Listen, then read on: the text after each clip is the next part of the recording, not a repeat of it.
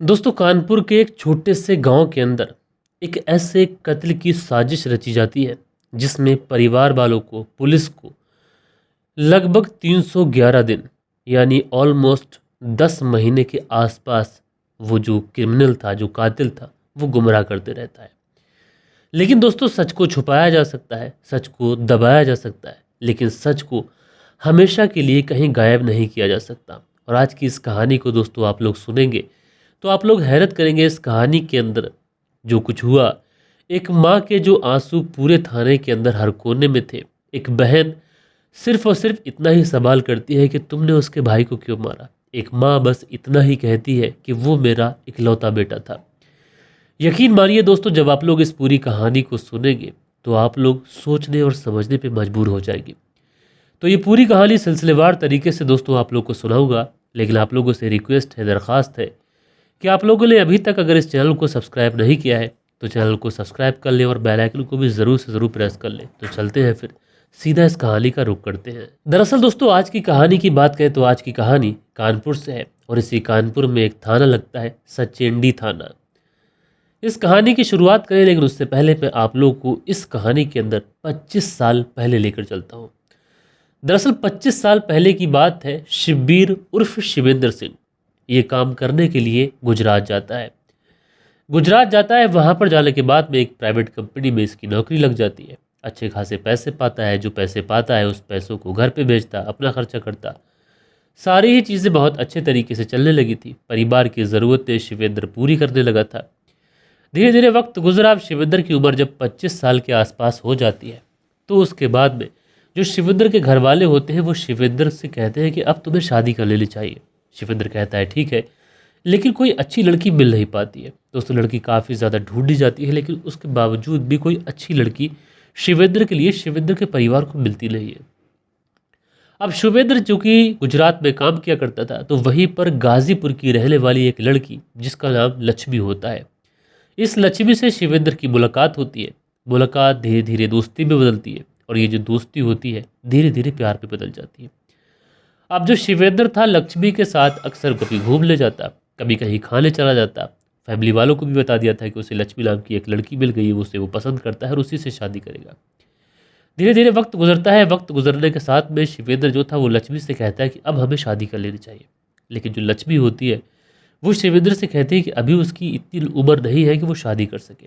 लिहाजा शिवेंद्र जो था, क्योंकि लक्ष्मी से बेइंतहा मोहब्बत किया करता था, उससे बहुत ज़्यादा प्यार करता था, इसलिए शिवेंद्र कहता है ठीक है, वो इंतज़ार करता है। अब जैसे ही जो लक्ष्मी होती है शादी के लिए तैयार होती है, तो उसके बाद में ये लोग शादी कर लेते हैं साल 2004 में। अब 2004 में शिवेंद्र और लक्ष्मी शादी करते हैं और शादी होने के बाद में अच्छे तरीके से अपनी ज़िंदगी बिताना शुरू करते हैं। लेकिन दोस्तों, थोड़ा ही समय गुजरता है। समय गुजरने के साथ में शिवेंद्र जिस कंपनी में नौकरी किया करता था, उस कंपनी में अचानक से उसकी नौकरी चली जाती है। अब जब नौकरी चली जाती है तो उसके बाद में अब ये वहाँ पर क्या करे, इसलिए अपनी पत्नी और अपने, अब तक इसको 3 बच्चे भी हो चुके थे, लिहाजा अपनी पत्नी और अपने बच्चों को लेता है और वापस से अपने गांव चला जाता है। अब गांव पहुंचता है। गांव पहुंचने के बाद में वहीं पर मेहनत मजदूरी ये सारी चीज़ें करता। धीरे धीरे वक्त गुजरा दोस्तों। उसके बाद में आ जाता है अक्टूबर का महीना। 30 अक्टूबर के आसपास की ये बात है और 30 अक्टूबर को सुबह के दिन जो शिवेंद्र की माँ होती है, जिसका नाम होता है सावित्री देवी, वो घर में आती है। आने के बाद में पूछती है कि उसका बेटा कहाँ है। तो जो लक्ष्मी होती है वो कहती है कि उनके पास अचानक से एक कॉल आया कि गुजरात में तुम्हें नौकरी मिल रही है, और उसके बाद वो गुजरात चले गए। अब जो शिवेंद्र की माँ होती है सावित्री देवी, वो कहती है कि अचानक से ऐसे कैसे चला गया, मुझसे मिल के भी नहीं गया। उसके बाद में सावित्री देवी बेचारी चली जाती है। उसके बाद में अपने बेटे को फ़ोन लगाती है, शिवेंद्र को, लेकिन शिवेंद्र का जो मोबाइल नंबर होता है, ये मोबाइल नंबर स्विच ऑफ बताता है। उसके बाद में सावित्री देवी अपनी एक लड़की होती है जिसका नाम होता है कांति देवी, उसको कॉल करती है और कॉल करने के बाद में अपनी बेटी को बताती है कि तुम्हारा जो भाई है शिवेंद्र, उसकी जो पत्नी लक्ष्मी है, वो बोल रही है कि वो गुजरात चला गया और वो मुझसे बिना मिले चला गया, मुझे बिना बताए चला गया, और उसका मोबाइल नंबर भी बंद है। अब जैसे ही कांति देवी ये बात सुनती है तो उसको भी थोड़ा सा अजीब लगता है। उसके बाद में सावित्री देवी जो होती है वो बहुत ज़्यादा परेशान होती है, बार बार लक्ष्मी से पूछती है। लक्ष्मी यही कहती है कि वो तो गुजरात कह कर गए हैं और उनका दूसरा नंबर है, तुम ले लेना। लेकिन सावित्री देवी बार बार दूसरा नंबर मांगती है, लेकिन लक्ष्मी जो होती है वो दूसरा नंबर सावित्री देवी को प्रोवाइड ही नहीं कराती है। समय यूँ ही गुजरता रहता है, एक दिन गुजर जाता है, 2 दिन गुजर जाता है। दोस्तों ऐसा करते करते तकरीबन महीनों का समय गुजर जाता है, और महीनों का समय गुजरता है, कहीं ना कहीं सावित्री देवी को अब शक हो चुका था। क्योंकि आज के इस दौर में बहुत सारे ऐसे केसेस हैं जो लोग न्यूज़ के माध्यम से, प्रिंट मीडिया के माध्यम से, सोशल मीडिया के माध्यम से सुन रहे हैं। क्योंकि आज के इस ज़माने में क्राइम को छुपाया नहीं जा सकता। आज के ज़माने में मीडिया, सोशल मीडिया बहुत ज़्यादा एक्टिव है, और ये जो खबरें होती हैं ये आम हो जाती है। इसलिए हर कोई सावधान है, हर कोई सतर्क है। लिहाजा सावित्री देवी को भी ये लगने लगा था कि उसके बेटे के साथ में कुछ ना कुछ तो गलत हुआ है। इसलिए सावित्री देवी पुलिस थाने जाती है, लेकिन पुलिस थाने में भी उससे यही कहा जाता है कि तुम्हारा जो बेटा है वो गुजरात चला गया होगा और कामकाज के सिलसिले में गया है, तो तुम्हें फोन कर लेगा, तुम चिंता मत करो। अब जो सावित्री देवी होती है, पुलिस की तरफ से जब इस तरीके का आश्वासन सावित्री देवी को दिया जाता है तो सावित्री देवी लौट आती है। लेकिन अपनी बेटी कांता देवी से ये हमेशा बात किया करती थी और यही कहा करती थी कि उसके बेटे शिवेंद्र के साथ में लक्ष्मी ने कुछ ना कुछ तो गलत कर दिया है। अब ये सारी चीज़ें, उधर जो कांता देवी थी वो भी अपनी माँ के साथ में, सावित्री देवी के साथ में पुलिस थाने जाती है, लेकिन वहाँ से कोई सुनवाई होती नहीं है। लिहाजा उसके बाद में ये लोग कोर्ट पहुँच जाते हैं, और कोर्ट पहुँचने के बाद में सारी बात बताते हैं। कोर्ट की तरफ से पुलिस को कहा जाता है कि इस केस को गंभीरता से लीजिए। दोस्तों अब तक इस केस के अंदर लगभग 311 दिन गुजर चुके थे, यानी 10 महीने के आसपास का समय जो था वो गुजरने को था। इसी बीच में सावित्री देवी पुलिस को ये भी बताती है कि उसकी जो बहू है लक्ष्मी, उसके ही भांजे अमित के साथ में नाजायज़ ताल्लुकात हैं। अब पुलिस को जैसे ही ये पता चलता है कि लक्ष्मी की कांता के बेटे, जो कांता खुद पुलिस थाने जा रही है, जिसका नाम अमित है, उसके साथ में नाजायज़ रिश्ते हैं, इस बारे में पुलिस गाँव के अंदर भी अपने मुखबिर एक्टिव करती है। और गाँव के अंदर जब मुखबिर एक्टिव किए जाते हैं तो गाँव के अंदर से ये बात पता चलती है कि हाँ, ये बात सच है, अमित और लक्ष्मी के बीच में नाजायज़ रिश्ते हैं। अब जैसे ही ये सारी चीज़ें पुलिस को पता चलती है तो उसके बाद में पुलिस जो थी अमित और इस लक्ष्मी को उठा लेती है। उठाने के बाद में अब इनसे पूछताछ की जाती है। और दोस्तों जब इन दोनों से पूछताछ की जाती है तो शुरुआत में ये लोग पुलिस को गुमराह करने की हर कोशिश कर रहे थे, पुलिस को तरह तरीके की बातें बता रहे थे।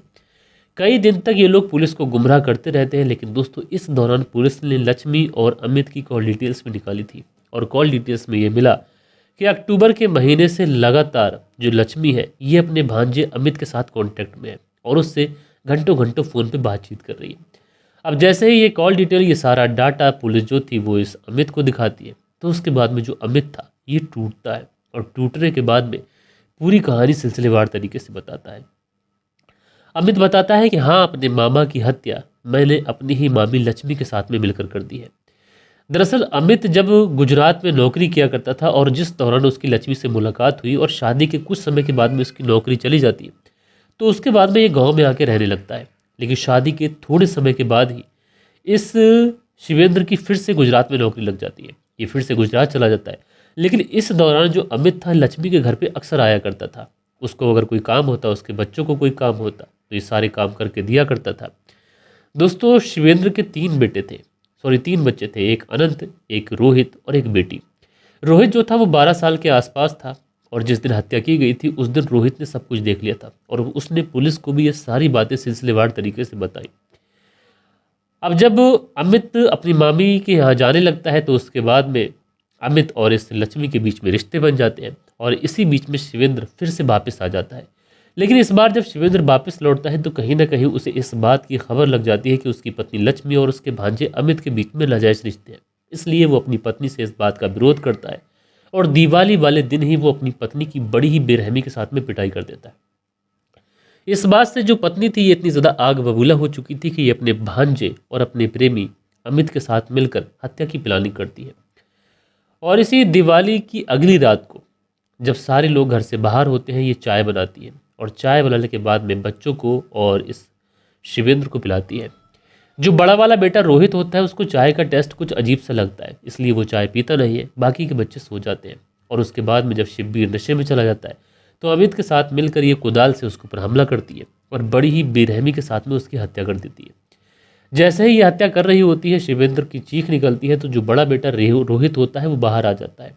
रोहित को ये लक्ष्मी जो है डराती धमकाती है, कहती है कि अगर तुमने किसी से कुछ भी कहने की कोशिश की तो तुम्हें भी तुम्हारे बाप की तरह मार कर कहीं दफना दूंगी। उसके बाद में ये लोग हत्या तो कर चुके थे, लेकिन हत्या करने के बाद में शव को कहाँ ठिकाने लगाया जाए। उसके बाद में ये शव के कई छोटे छोटे पीस करते हैं, टुकड़े करते हैं, और उसी घर के पीछे 100 मीटर दूर जाकर एक बगीचा है, उसी बगीचे में ये उस शव को दफना देते हैं और साथ के साथ उसी शव के ऊपर 12 किलो नमक डालते हैं ताकि जो डेड बॉडी है वो जल्दी खुल जाए और जल्दी एक तरीके से डिकम्पोज हो जाए।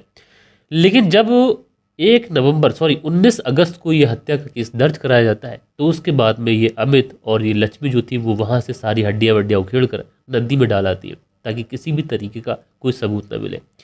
लेकिन दोस्तों जब पुलिस ने इस पूरे केस का खुलासा किया तो लोग वाकई हैरान थे और ऐसी महिला के ऊपर सख्त सख्त कार्रवाई होनी चाहिए इस तरीके की मांग कर रहे थे। बहरहाल दोस्तों आप लोग इस पूरी कहानी के बारे में क्या सोचते हैं, अपनी राय नीचे कमेंट्स में ज़रूर से ज़रूर दीजिएगा। बाकी कल के दिन आप लोग के कुछ बेहतरीन कमेंट्स थे, वक्त होता है कि आप लोग के कमेंट्स पढ़ लिए जाएं। सो दोस्तों कल के दिन जो कमेंट्स आए थे इसमें मोहम्मद इमरान लिखते हैं, मोहम्मद इमरान फतेहपुर से कहानी सुनते हैं, बहुत बहुत शुक्रिया भाई। मोहम्मद रियाज़ है लिखते हैं, नाइस स्टोरी सर जी, आपकी कहानी बहुत अच्छी लगी। मोहम्मद रियाज़ बिहार के रहने वाले हैं, ओमान से कहानी सुनते हैं, शुक्रिया। नारायण कुमार जी हाय बोलते हैं। दिनेश कुमार लिखते हैं, गुड लक भाई, बहुत बढ़िया कहानी है, तो मेरे भाई शुक्रिया आपका। खान अकील है लिखते हैं, अस्सलाम वालेकुम शाबाश भाई, तो खान अकील जी आपका शुक्रिया। प्रियंका सिंह है लिखती हैं, नाइस स्टोरी भैया, तो प्रियंका सिंह जी शुक्रिया आपका बहन। अफजल अंसारी है लिखते हैं, मस्त है भाई स्टोरी, तो शुक्रिया मेरे भाई। दिनेश कुमार जी प्यारा सा कमेंट्स करते हैं। मंसूरी भाईजान जी कमेंट्स करते हैं, दिनेश कुमार जी लिखते हैं, नाइस वन सर, तो शुक्रिया।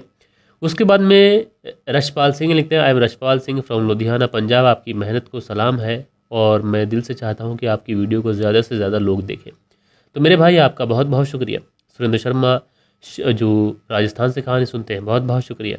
उसके बाद में मनदीप वर्मा की पत्नी प्रादीप वर्मा जलंधर पंजाब से कहानी सुनती हैं, बहुत बहुत शुक्रिया।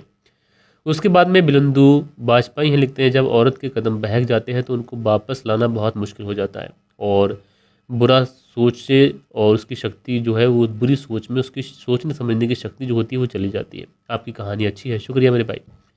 राधे श्याम शर्मा जो है वो सिरसी जयपुर राजस्थान से कहानी सुनते हैं, शुक्रिया। देव कुमार जी है लिखते हैं, भाई बिजनौर की ज़िला है किरतपुर, एक ब्लॉक है जहाँ नहीं है, तो शुक्रिया आपका। प्रियंका सिंह जी कमेंट्स करती हैं, अब्दुल मुस्तकीम कमेंट्स करते हैं, शुक्रिया। दिनेश कुमार जी, प्रियंका सिंह जी। उसके बाद में रियल क्रिएटर जी कमेंट्स करते हैं, उसके अंदर नरगिस बानो में लिखते हैं, ये सब आम बात हो चुकी है, शुक्रिया आपका। रियल क्रिएटर जी कमेंट्स करते हैं, दिनेश कुमार जी की वाइफ भी कहानी सुनती है, शुक्रिया। मंसूरी भाईजान साहिल जी, मंसूरी भाईजान अंसारी सुहेल जी कमेंट्स करते हैं, रियल क्रिएटर जी कमेंट्स करते हैं, धीरज सिंह जी कमेंट्स करते हैं, लिखते हैं सुपर ब्रो नमस्कार सर जी, तो भैया शुक्रिया। मंसूरी भाईजान लिखते हैं, मलिक भाई आजकल भरोसे का कोई रिश्ता नहीं है, तो शुक्रिया आपका। उसके बाद में बालिश बिहारी जी कहानी सुनते हैं, शुक्रिया। सुनील त्यागी जी शाना बुलंदशहर से सुनते हैं, दिनेश कुमार जी कहानी सुनते हैं, शुक्रिया आपका। उसके बाद में अगला कमेंट्स फरजाना सिद्दीका लिखते हैं, एक्स्ट्रा मैरिटल अफेयर में ये सारी चीज़ें हो जाती हैं। उसके बाद में दिनेश कुमार जी और रियल क्रिएटर जी, अलवाफा जी, सचिन चौधरी जी अपने प्यारे से कमेंट करते हैं।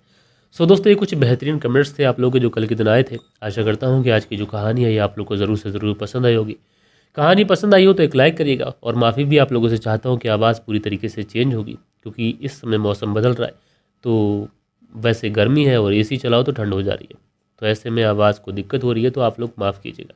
बाकी दोस्तों मिलते हैं कल के दिन किसी और स्टोरी के साथ में, जब तक के लिए अपना ख्याल रखें, देश का ख्याल रखें, परिवार के रिश्तों की अहमियत को समझें। जय हिंद, जय भारत।